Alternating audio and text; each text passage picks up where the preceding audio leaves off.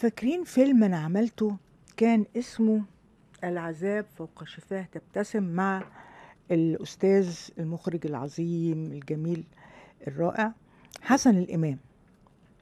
حسن الإمام كان صريح جدا جدا. فأول يوم تاني يوم تصوير كنا بنصور جوه فيلا كانت في الزمالك، وبعدين كل الشوت كله فيه ناس كتيرة جدا، تقريبا النص اللي بيشتغلوا في الفيلم. فسمعت بيكلم واحدة بيقول لها حاجات صريحة جدا: انت مالك عاملة كده ليه؟ انت تخنتي كده ليه؟ وانت تعالي انت هنا، انت طرشة، انت ما بتسمعيش، انت مش عارفة ايه. فانا كشيت في نفسي بعد ما كنت طويل بقيت قد كده، ورحت رايحة مسترسبة مستحلبة ودخلت في أوضة وقعدت.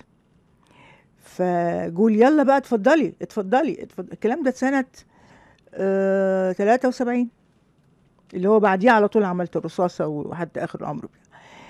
فقال لهم هي متأخرة ليه؟ اللي ضيفتنا الجديدة دي وصيفة بتاعت فيلم الأرض، ما تيجي. قلت لهم أنا مش هخرج من هنا إلا لما تجيبوا لي الأستاذ رمسيس نجيب. أيوة، ليه؟ علشان هو لازم يحل المشكلة. هو في مشكلة؟ أيوة في مشكلة. المهم فجابوا الأستاذ رمسيس نجيب.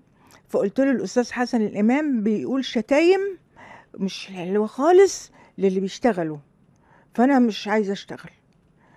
فقال لي، جاب حسن الإمام وكلنا قاعدين، فقال لي هو أنت ما بتشتميش حد؟ قلت له لا. قال لي عمرك ما شتمتي؟ قلت له لا، ساعات بشتم. بتقولي ايه؟ بقول لها او بقول له انت وحش، انت وحشة. ده وقع في الأرض.